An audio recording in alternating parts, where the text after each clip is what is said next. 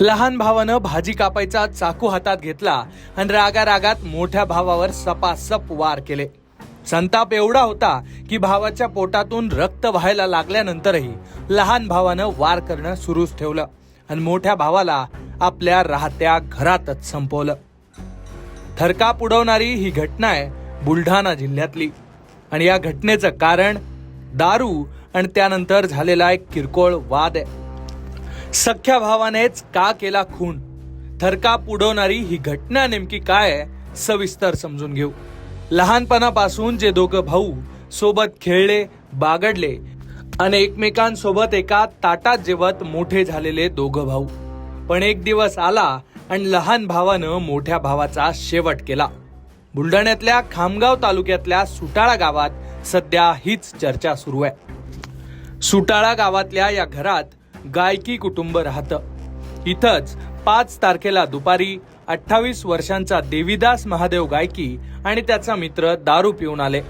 आपला मोठा भाऊ आणि त्याचा मित्र दारू पिऊन घरी आलेलं लहान भाऊ मंगेश गायकीला आवडलं नाही। तेव्हा मंगेशनं भावाच्या मित्राला रागात सांगितलं की तू आता इथून निघ, आणि हेच वाक्य मोठा भाऊ देवीदासला खटकलं। याच कारणावरून दोन्ही भावांमध्ये वाद झाला, बाचाबाची झाली आणि या बाचाबाचीचं रूपांतर नंतर हाणामारीत झालं। माझ्या मित्राला असं का बोलला या रागात दारू पिऊन आलेल्या मोठ्या भावानं म्हणजेच देवीदासनं मंगेशला मारलं। आपल्या हातातलं कडं त्यानं मंगेशच्या डोक्यात मारलं। मंगेशला हे सगळं सहन झालं नाही। त्यानंतर मंगेश लगेच घरातला चाकू हातात घेऊन आला आणि पुढच्या काही सेकंदातच त्यानं आपल्या भावावर म्हणजेच देवीदास गायकीवर सपासप वार केले।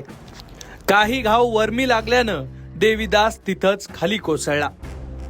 देवीदासचा मृत्यू झाल्याचं कळलं तेव्हा कुटुंबानं हा प्रकार लपवण्याचा प्रयत्न केल्याची माहिती आहे। आरोपी आणि त्याच्या पालकांनी पोलिसांना गुंगारा देण्याचा प्रयत्न केला। कुण्या अज्ञात व्यक्तीनं देवीदासवर वार केलेत अशी खोटी माहिती सुद्धा कुटुंबानं पोलिसांना दिल्याची माहिती आहे। पण पोलिसांना या सगळ्या कुटुंबाच्या बोलण्यावर शंका आली। शिवाजीनगर पोलीस स्टेशनचे ठाणेदार सुरेंद्र अहेरकर यांनी रात्री 2 वाजता घटनास्थळाची पाहणी केली आणि त्यानंतर त्यांनी सुद्धा आईला विचारपूस केली।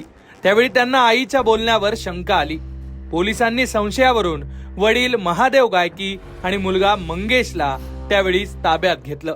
काल दिनांक 5/3/2026 रोजी दुपारी 3 वाजता दरम्यान घरी दारू पिऊन आलेला होता आणि दारू पिऊन असल्याने मृतकाचा लहान भाऊ गुन्ह्यातील आरोपी मंगेश गायकी यांचे आपसात वाद झालेत आणि या झालेल्या वादादरम्यान देवीदास यांनी मंगेशला मारले आणि मंगेशला मारल्यामुळे मंगेशला राग आला आणि त्याने घरी भाजी कापण्याचा जो चाकू असतो तो घेऊन मंगेशच्या कुशीवरती आणि पोटावरती वार करून त्याला जखमी केले आणि त्यातच त्याचा मृत्यू झाला। पोलिसांनी आपल्या स्टाईलने कसून चौकशी केल्यानंतर 5 तारखेला केलेल्या गुन्ह्याची कबुली मंगेशनं 6 तारखेच्या पहाटे दिली।